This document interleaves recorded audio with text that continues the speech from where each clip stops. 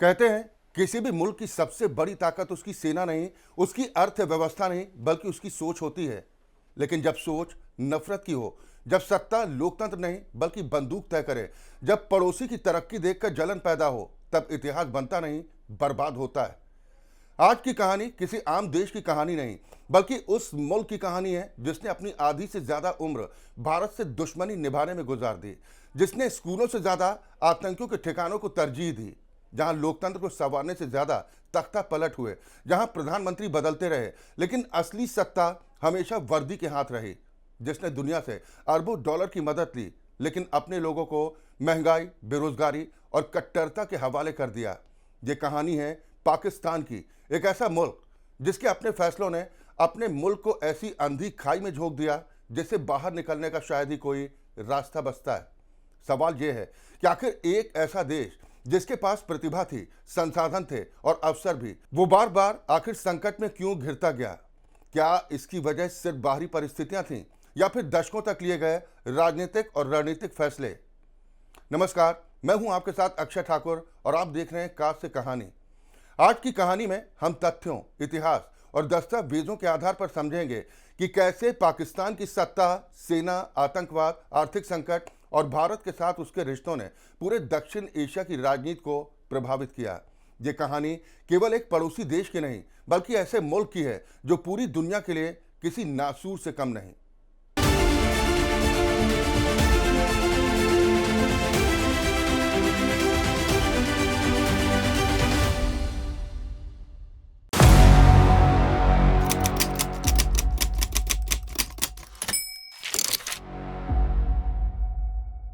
जिस दिन पाकिस्तान बना, उसी दिन उसने अपने भविष्य के दो रास्ते देखे थे।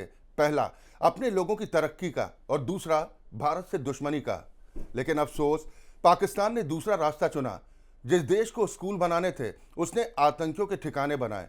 जिस देश को फैक्ट्रियां लगानी थी, उसने बारूद की फैक्ट्रियां खड़ी कर दी। जिस देश को अपने युवाओं को किताबें देनी थी, उन्हें कट्टरपंथ की सोच थमा दी। नतीजा, आज भारत तमाम वैश्विक संकटों के बीच भी दुनिया की तीसरी सबसे बड़ी अर्थव्यवस्था बनने की ओर तेजी से कदम बढ़ाने की कोशिश कर रहा है, और पाकिस्तान आईएमएफ के कर्ज, महंगाई और राजनीतिक अराजकता के दलदल में फंसा हुआ है। लेकिन सवाल है, क्या पाकिस्तान हमेशा ऐसा था? भारत से उसकी दुश्मनी कैसे शुरू हुई? आतंकवाद उसकी सरकारी नीति कैसे बन गया? और भारत ने हर बार पाकिस्तान की हरकतों का ऐसा जवाब कैसे दिया कि पूरी दुनिया देखती रह गई? आज का से कहानी में हम पाकिस्तान की पूरी कुंडली खोलेंगे। 1947 जब दुश्मनी की पहली गोली चली, 14 अगस्त 1947 को पाकिस्तान बना, लेकिन आज़ादी के कुछ ही महीनों के बाद उसने जम्मू कश्मीर पर कबायली हमलावरों और अपने सैनिकों को भेज दिया, और यहीं से भारत पाकिस्तान संघर्ष की शुरुआत हुई। इसके बाद 1965 में फिर युद्ध, लेकिन पाकिस्तान अपने मकसद में कामयाब नहीं हुआ। 1971 पाकिस्तान के इतिहास का सबसे बड़ा झटका, जब पूर्वी पाकिस्तान में दमन के खिलाफ आंदोलन शुरू हुआ। लाखों शरणार्थी भारत पहुंचे, भारत ने हस्तक्षेप किया, और सिर्फ 13 दिनों के युद्ध में पाकिस्तान की कमर टूट गई। करीब 93,000 पाकिस्तानी सैनिकों ने आत्मसमर्पण कर दिया। पूर्वी पाकिस्तान अलग होकर बांग्लादेश बन गया, और यही वो हार थी जिसने पाकिस्तान के सैन्य प्रतिष्ठान को भीतर तक हिला कर रख दिया। हार के बाद पाकिस्तान ने अपनी रणनीति बदली और आतंकवाद को अपना हथियार बना लिया। सीधी लड़ाई में जब बार बार शिकस्त मिलने लगी, तो पाकिस्तान ने छद्म युद्ध शुरू कर दिया। भारत में आतंक फैलाने के लिए कई आतंकी संगठनों को पनाह देने के आरोप लगे। संसद हमला, मुंबई 26/11, पठानकोट, उरी, पुलवामा और पहलगाम, इन हमलों ने हजारों परिवारों को दर्द दिया। दुनिया के कई मंचों पर पाकिस्तान पर आतंकियों को सुरक्षित ठिकाना देने के आरोप लगते रहे। कारगिल, जब ऊंचे पहाड़ों पर भी तिरंगा लहराया। 1999 पाकिस्तानी सैनिकों और घुसपैठियों ने कारगिल की चोटियों पर कब्जा करने की कोशिश की। भारत ने ऑपरेशन विजय शुरू किया। टाइगर हिल से लेकर तोलोलिंग तक भारतीय सैनिकों ने असंभव को संभव कर दिखाया। पाकिस्तान को पीछे हटना पड़ा, और दुनिया ने देखा भारतीय सेना अपने एक एक इंच की रक्षा करना जानती है। बदला भारत, नई नीति, नया जवाब। 2016 उरी हमला, भारत ने नियंत्रण रेखा के पार सर्जिकल स्ट्राइक कर आतंकी लॉन्च पैड पर कार्रवाई की। 2019 पुलवामा के बाद भारतीय वायुसेना ने बालाकोट एयर स्ट्राइक की। संदेश साफ था, अब आतंक का जवाब सिर्फ निंदा से नहीं, कार्रवाई से मिलेगा। ऑपरेशन सिंदूर, आतंक के खिलाफ नई रणनीति। हाल के वर्षों में पहलगाम आतंकी हमले के बाद भारत ने ऑपरेशन सिंदूर के तहत पाकिस्तान और पाकिस्तान अधिकृत कश्मीर में बनाए गए आतंकी ठिकानों पर कार्रवाई की। भारत ने इसे आतंकवाद के खिलाफ लक्षित सैन्य अभियान बताया। इसके बाद सीमा पर तनाव बढ़ा, लेकिन भारत ने साफ संदेश दिया, देश की सुरक्षा से कोई समझौता नहीं होगा। आज की तस्वीर दो देशों की दो कहानियां। एक तरफ भारत, चंद्रयान, आदित्य, डिजिटल इंडिया, तेजी से बढ़ती अर्थव्यवस्था, दुनिया की तीसरी बड़ी ताकत बनने की ओर बढ़ता देश, और दूसरी तरफ पाकिस्तान, आर्थिक संकट, राजनीतिक अस्थिरता, आतंकी हिंसा और बार बार अंतर्राष्ट्रीय संस्थाओं के सामने मदद की गुहार।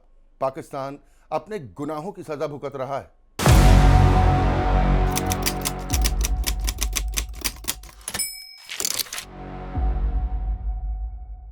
1947 एक ऐसा साल जिसने सिर्फ दो देशों को जन्म नहीं दिया, बल्कि उपमहाद्वीप के इतिहास को हमेशा के लिए बदल दिया। करीब 200 साल तक भारत पर राज करने के बाद ब्रिटिश हुकूमत ने सत्ता छोड़ने का फैसला किया, लेकिन जाते जाते वैसी लकीर खींच गई जिसने लाखों जिंदगियों को दो हिस्सों में बांट दिया। 14 अगस्त 1947 को पाकिस्तान अस्तित्व में आया। 15 अगस्त 1947 को भारत आज़ाद हुआ। धर्म के आधार पर हुए इस विभाजन के साथ इतिहास के सबसे बड़े मानवीय पलायनों में से एक शुरू हुआ। लाखों लोग अपनी जन्मभूमि छोड़ने को मजबूर हुए। सांप्रदायिक हिंसा में बड़ी संख्या में लोगों की जान गई और करोड़ों लोग विस्थापित हुए। पाकिस्तान के संस्थापक मोहम्मद अली जिन्ना ने अपने शुरुआती भाषणों में एक ऐसे आधुनिक राज्य की कल्पना रखी थी जहां कानून का शासन हो, नागरिकों को समान अधिकार मिलें और राज्य की संस्थाएं मजबूत हों। लेकिन देश बनने के कुछ ही महीनों बाद पाकिस्तान के सामने सबसे बड़ा सवाल था, क्या वो अपने नए राष्ट्र के निर्माण पर ध्यान देगा या भारत के साथ टकराव उसकी राजनीति की दिशा तय करेगा। उस समय पाकिस्तान के सामने अनगिनत चुनौतियां थी। नई राजधानी की व्यवस्था, सरकारी संस्थाओं का निर्माण, संविधान बनाना, आर्थिक ढांचा तैयार करना, उद्योग स्थापित करना, शिक्षा और स्वास्थ्य जैसी बुनियादी सेवाओं को खड़ा करना। लेकिन इन सब के बीच एक मुद्दा तेजी से राष्ट्रीय राजनीति के केंद्र में आ गया, कश्मीर। ब्रिटिश भारत के विभाजन के समय रियासतों को भारत या पाकिस्तान में विलय करने का विकल्प दिया गया था। जम्मू कश्मीर एक रियासत थी जहां महाराजा हरि सिंह शासक थे। उन्होंने शुरुआत में किसी भी देश में तत्काल विलय का फैसला नहीं किया, लेकिन इसी बीच अक्टूबर 1947 में पाकिस्तान की ओर से आए कबायली लड़ाकों और सशस्त्र समूहों ने जम्मू कश्मीर पर हमला कर दिया।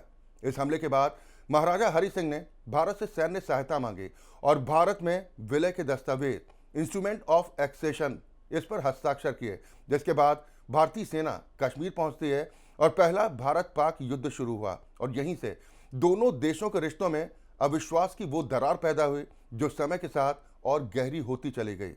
आने वाले दशकों में कश्मीर केवल सीमा का विवाद नहीं रहा, बल्कि दोनों देशों की राजनीति, सुरक्षा नीति और कूटनीति का सबसे संवेदनशील मुद्दा बन गया।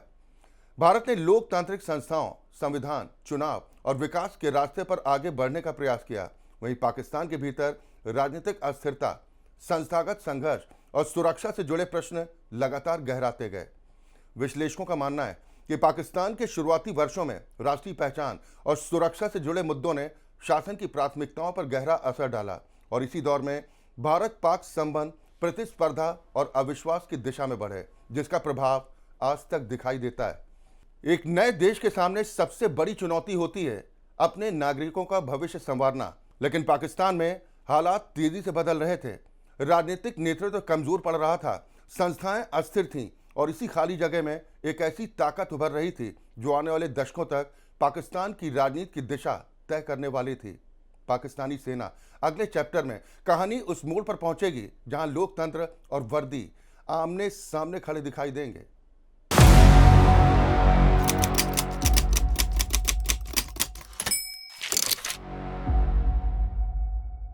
आजादी के कुछ ही महीने बीते थे। दो नए देशों को अपने अपने भविष्य की नींव रखनी थी। एक तरफ भारत था जो संविधान, लोकतंत्र और राष्ट्र निर्माण की दिशा में आगे बढ़ रहा था, और दूसरी तरफ पाकिस्तान जो अपनी पहचान, अपनी सीमाओं और अपनी राजनीतिक दिशा तय करने की कोशिश कर रहा था। लेकिन इसी बीच अक्टूबर 1947 जम्मू कश्मीर का शांत पहाड़ी इलाका अचानक युद्ध के मैदान में तब्दील हो गया। पाकिस्तान की ओर से आए कबायली लड़ाकों और सशस्त्र समूहों ने जम्मू कश्मीर में प्रवेश किया। भारत का आरोप रहा है कि इस अभियान को पाकिस्तान का समर्थन प्राप्त था। इन हमलों के दौरान कई इलाकों में हिंसा और लूटपाट की घटनाएं दर्ज हुई। हालात तेजी से बिगड़ने लगे। जम्मू कश्मीर के तत्कालीन शासक महाराजा हरि सिंह ने भारत से सैन्य सहायता मांगी और इसके साथ ही उन्होंने इंस्ट्रूमेंट ऑफ एक्सेशन पर हस्ताक्षर कर जम्मू कश्मीर का भारत में विलय स्वीकार किया। इसके बाद 27 अक्टूबर 1947 को भारतीय सेना श्रीनगर पहुंची और शुरू हुआ भारत और पाकिस्तान के बीच पहला युद्ध। करीब एक वर्ष तक चली इस लड़ाई के बाद 1 जनवरी 1949 को संयुक्त राष्ट्र की मध्यस्थता में युद्ध विराम लागू हुआ। इसके परिणाम स्वरूप जम्मू कश्मीर का एक हिस्सा भारत के नियंत्रण में रहा और एक हिस्सा पाकिस्तान के नियंत्रण में चला गया और यही नियंत्रण रेखा आगे चलकर क्षेत्रीय विवाद का प्रमुख आधार बनी और यहीं से दो पड़ोसी देशों के बीच अविश्वास की एक ऐसी दीवार खड़ी हुई जिसने आने वाले दशकों में 4 बड़े युद्ध, सीमा पर लगातार तनाव और अनगिनत राजनीतिक टकरावों की पृष्ठभूमि तैयार की। सवाल यह है, क्या पाकिस्तान अपनी ऊर्जा नए राष्ट्र के निर्माण में लगा सकता था? क्या उसकी पहली प्राथमिकता शिक्षा, उद्योग, कृषि, रोजगार और मजबूत लोकतांत्रिक संस्थाएं होनी चाहिए थी, या फिर राष्ट्रीय सुरक्षा और कश्मीर का प्रश्न उसकी राजनीति के केंद्र में इतना हावी हो गया कि बाकी मुद्दे पीछे छूटते चले गए? इतिहासकारों और राजनीतिक विश्लेषकों के बीच इन सवालों पर अलग अलग मत हैं, लेकिन इतना स्पष्ट है कि पाकिस्तान के शुरुआती वर्षों में सुरक्षा, कश्मीर और भारत के साथ संबंध उसकी राष्ट्रीय राजनीति के केंद्रीय मुद्दों में शामिल हो गए और यही वो मोड़ था जहां से पाकिस्तान की आंतरिक राजनीति, उसकी सुरक्षा नीति और भारत के साथ उसके रिश्तों की दिशा आने वाले दशकों के लिए तय होती चली गई। कश्मीर केवल एक सीमा विवाद नहीं था, यह उस दौर की शुरुआत भी थी जब पाकिस्तान में लोकतांत्रिक संस्थाएं कमजोर पड़ने लगीं और सत्ता के गलियारों में एक नई ताकत तेजी से उभर रही थी, वर्दी की ताकत। अगले अध्याय यानी कि अगले चैप्टर में हम आपको बताएंगे कैसे एक नवगठित लोकतंत्र में सेना धीरे धीरे सबसे प्रभावशाली शक्ति बन गई और पाकिस्तान की राजनीति का असली खेल वहीं से शुरू हुआ।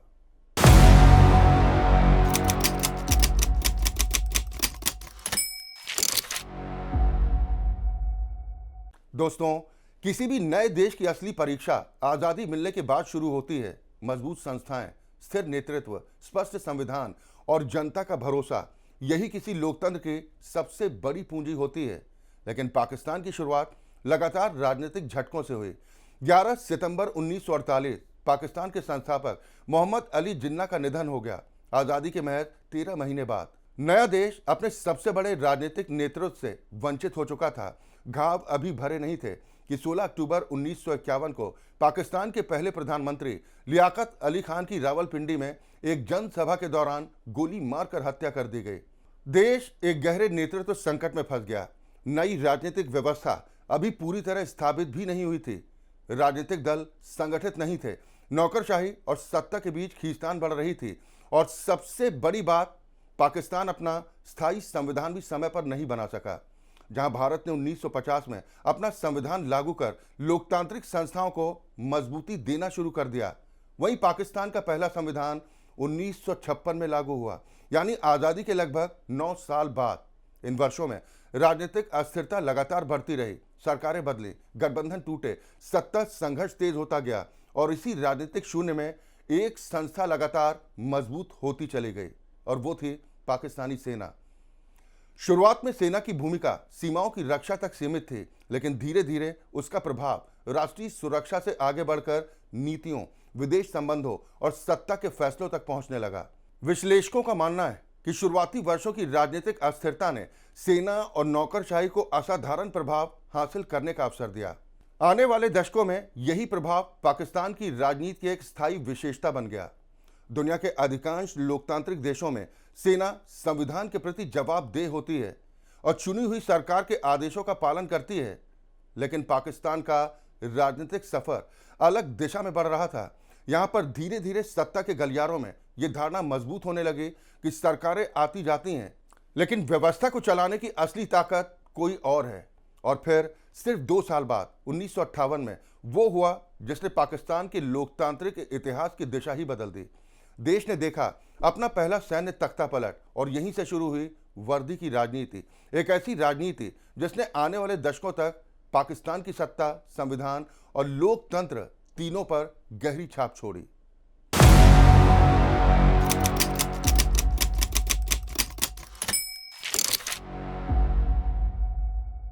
दोस्तों, किसी भी लोकतंत्र की असली ताकत जनता का जनादेश होता है, लेकिन पाकिस्तान के इतिहास में एक ऐसा दौर आया जब बंदूक की ताकत बैलेट पर भारी पड़ गई।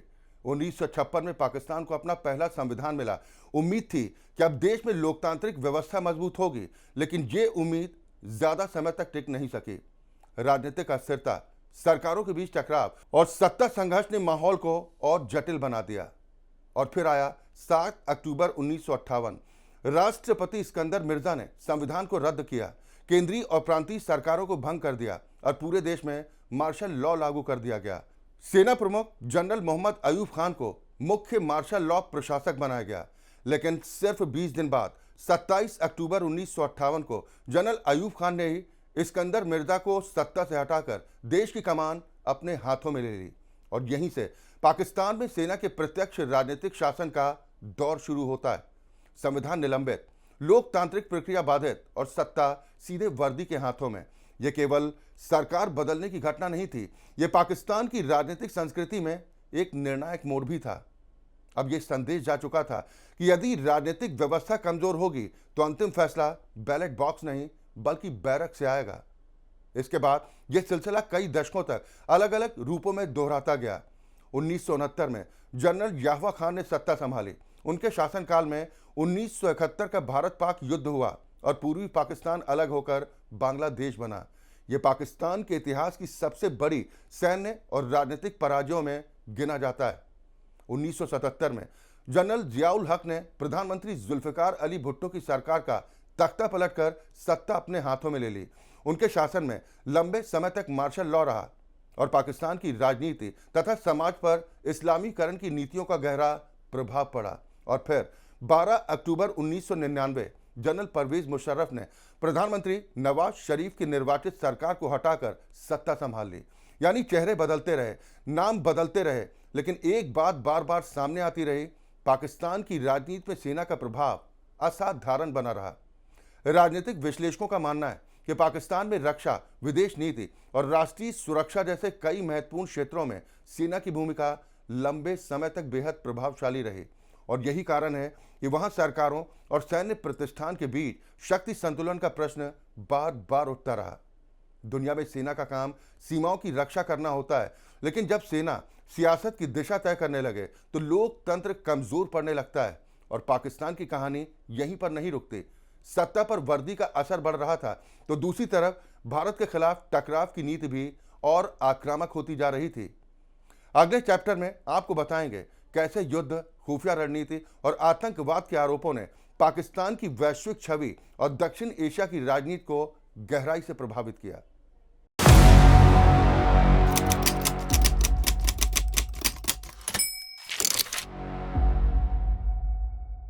दोस्तों, जब किसी देश में महंगाई बढ़ती है, बेरोजगारी चरम पर पहुंचती है, अर्थव्यवस्था लड़खड़ाने लगती है और जनता सरकार से जवाब मांगने लगती है, तब हर लोकतंत्र की असली परीक्षा होती है।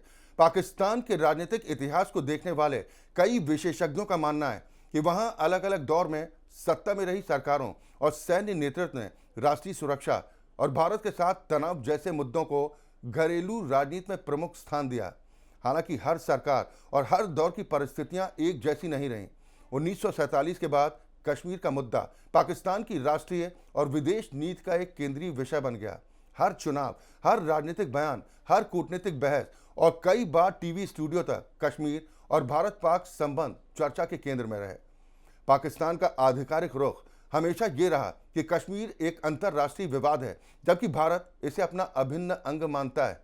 यही मतभेद दोनों देशों के बीच लगातार तनाव का प्रमुख कारण बना रहा। विश्लेषकों का कहना है कि जब जब पाकिस्तान आर्थिक संकट, राजनीतिक अस्थिरता या आंतरिक चुनौतियों से जूझा, तब राष्ट्रीय सुरक्षा और भारत के साथ तनाव के मुद्दे सार्वजनिक विमर्श में अधिक प्रमुख हो गए। ये पैटर्न अलग अलग समय पर अलग अलग रूपों में दिखाई देता है। इसी दौरान भारत और पाकिस्तान के बीच 4 बड़े युद्ध हुए। सीमा पर लगातार तनाव बना रहा और दोनों देशों के रिश्तों में अविश्वास लगातार गहराता गया। लेकिन यह कहानी सिर्फ राजनीतिक बयानबाजी तक सीमित नहीं रही।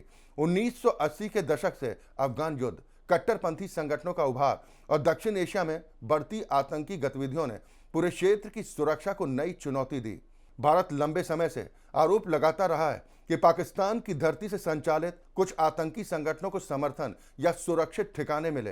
पाकिस्तान इन आरोपों से इनकार करता रहा है और कहता रहा है कि वो स्वयं भी आतंकवाद का शिकार रहा है और वो आतंकवाद के खिलाफ कार्रवाई करता है। फिर भी 26/11 मुंबई हमला, पठानकोट, उरी, पुलवामा और पहलगाम जैसी कायराना करतूत को अंजाम दिलवाने के बाद आतंकवाद और पाकिस्तान का नाम अंतर्राष्ट्रीय स्तर पर बार बार एक साथ चर्चा में आया।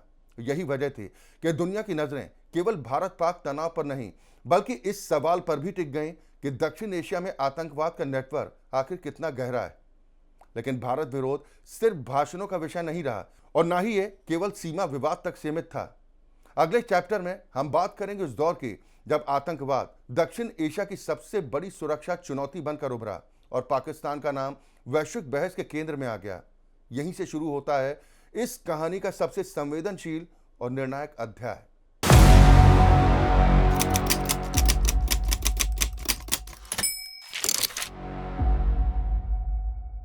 दोस्तों, इतिहास एक बात बार बार साबित करता है, नफरत की बुनियाद पर कोई मुल्क महान नहीं बनता। आतंकवाद किसी देश की ताकत नहीं, उसकी सबसे बड़ी कमजोरी बन जाता है।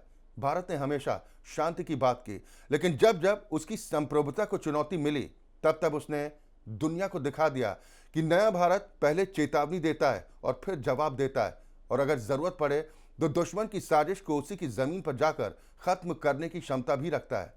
लेकिन अफसोस, पाकिस्तान आज तक इस बात को समझ नहीं पाया या जानबूझकर वो उस रास्ते पर चल पड़ा है जहां बर्बादी के सिवाय कोई दूसरा रास्ता नहीं बचता। इसी के साथ हमारी इस खास पेशकश में आज के लिए बस इतना ही। अब आपसे हमारी अगली मुलाकात होगी किसी और कहानी, किसी और किस्से के साथ। तब तक अपना ध्यान रखें, सुरक्षित रहें और देश दुनिया की बड़ी खबरों के लिए जुड़े रहें राष्ट्रीय टीवी के साथ। नमस्कार।